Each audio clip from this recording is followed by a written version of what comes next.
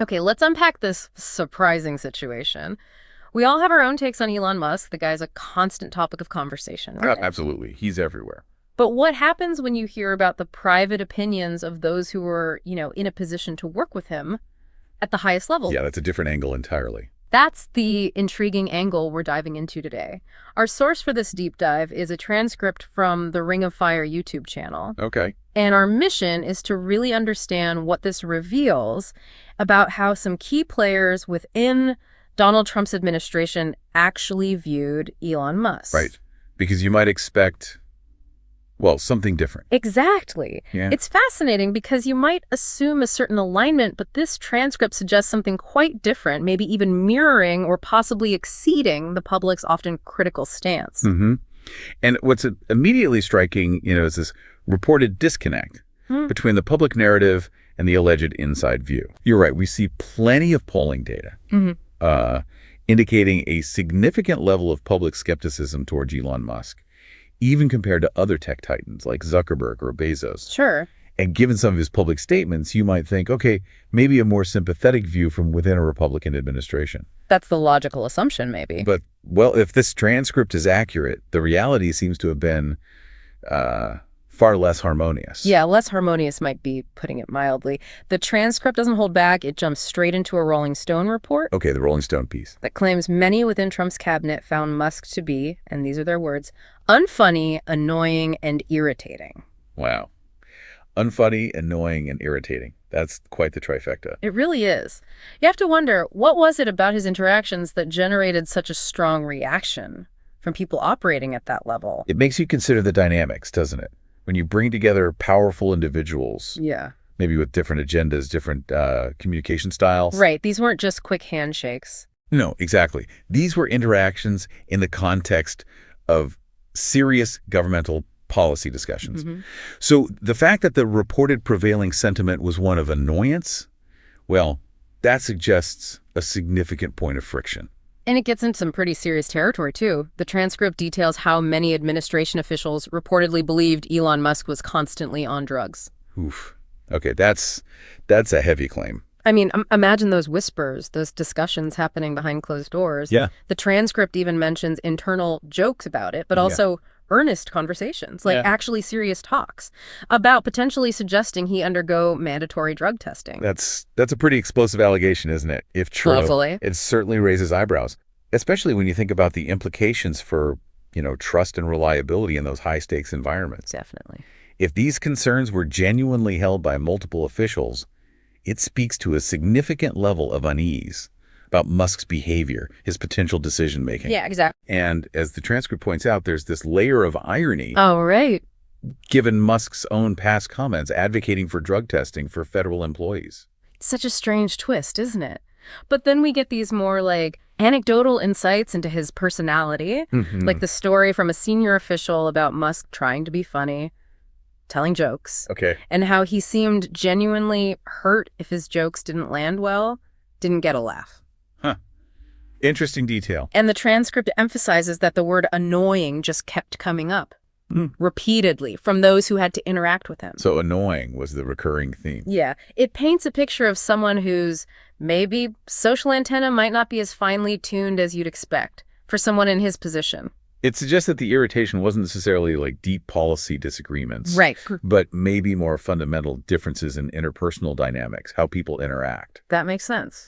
The fact that multiple individuals reportedly used the same word annoying implies, a consistent pattern of behavior that these people found grating. You wonder what specifically it was. Were the jokes just bad or ill-timed? Or just out of place for the setting, maybe? Yeah. Hard to say just from this. And then the transcript touches on Musk's own public acknowledgement of using ketamine. Ah, yes.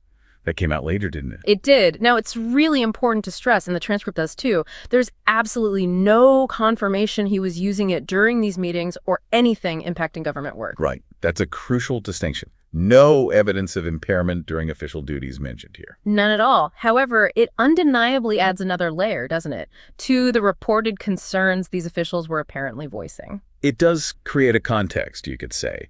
While, his personal medical choices are his own business, the fact that high-ranking government officials were reportedly discussing his potential drug use in relation to his behavior? Well, it suggests a perceived link, even if it was just speculation on their part. Yeah, it points to a breakdown in confidence, maybe. Trust. Potentially, yes.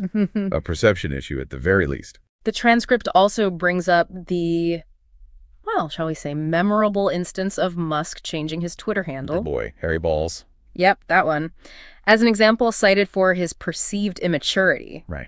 And the commentator in the source video makes a point about his age, drawing a contrast between that kind of humor and the seriousness you might expect from someone with his influence involved in these important talks. It's an example that, yeah, while on the surface it might seem trivial, it likely fed into a broader perception of his overall demeanor. His vibe, if you will. Right. For people operating in the often formal environment of government, such displays, especially from someone prominent, could easily be seen as, well, unprofessional, or maybe indicating a lack of seriousness. Yeah, not reading the room, maybe. Could be. But I think one of the most telling insights, for me anyway, comes from the official who described interacting with Musk as being like listening to really rusty nails on a chalkboard. Ouch, that is vivid. Isn't it? I mean, that's such a powerfully negative analogy. It really conveys the level of discomfort, the irritation these encounters apparently generated. That visceral description speaks volumes, doesn't it? Okay. Which is beyond just, oh, he was kind of annoying. Way beyond. It suggests a deeply unpleasant, grating experience for those involved. Interactions that were actively difficult to endure. And then, to really put it into perspective, this is maybe the kicker. The transcript points out that Musk was reportedly considered the most irritating person. Wait, the most irritating? The most irritating. Even when compared to other figures who have, let's say, frequently been the subject of controversy themselves. Okay, like who are we talking about? Well, the list mentioned includes Donald Trump himself, Marco Rubio, Bobby Kennedy Jr., Linda McMahon, Tulsi Gabbard. Wow. Okay, that is quite a list of strong personalities. Right, so to be called the most irritating in that company, that's a pretty significant benchmark for irritation, isn't it? It truly is.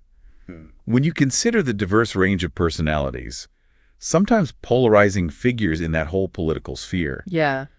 the fact that Musk reportedly stood out as the most irritating, Yeah. it suggests something unique maybe, something particularly grating about his interactions. Yeah, it implies his behavior or communication style rubbed even like seasoned political operators the wrong way.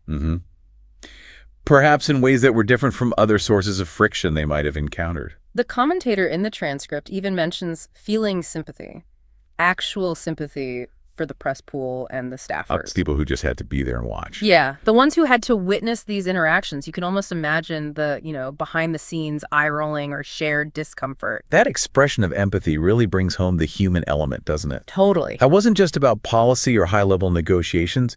It was about the day-to-day experience of dealing with someone perceived as consistently unpleasant or maybe just out of sync with the professional norms there. And finally, the transcript mentions the clown car analogy. Oh. Used to describe the individuals in these meetings, along with a low collective IQ assessment. Okay, that's pretty blunt. It is. And while that's a rather harsh, maybe unfair characterization, it does underscore the surprising level of annoyance Musk apparently generated, even within what was already being described as maybe an unconventional or chaotic setting. The use of such a dismissive analogy, yeah, it's harsh, but it emphasizes the commentator's surprise that even within that group, a group may be perceived as lacking decorum or whatever, Right. Musk still managed to be the most irritating element. It kind of reinforces the central claims from that Rolling Stone report as presented here. So when we piece it all together, this deep dive into the Ring of Fire transcript, drawing from that Rolling Stone report, it offers a really intriguing, maybe unexpected look at how Elon Musk was perceived, at least by some within Donald Trump's inner circle. Yeah, it seems so. Despite any perceived public alignment, or what you might assume, there seem to have been significant negative feelings, including those serious allegations about potential drug use and just this widespread sense that he was, well, highly irritating to deal with. Absolutely. And the core insight here isn't just, oh, they didn't like him. No. It's the specific reasons cited, right? Yeah. The perceived lack of humor, the alleged drug use concerns,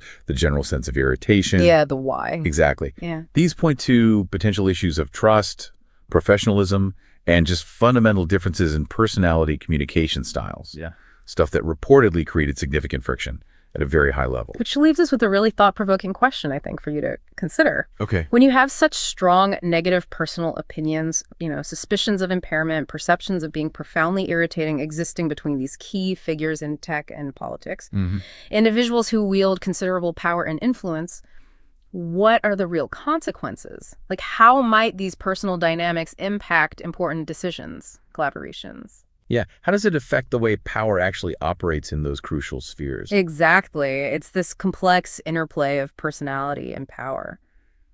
Definitely something worth pondering.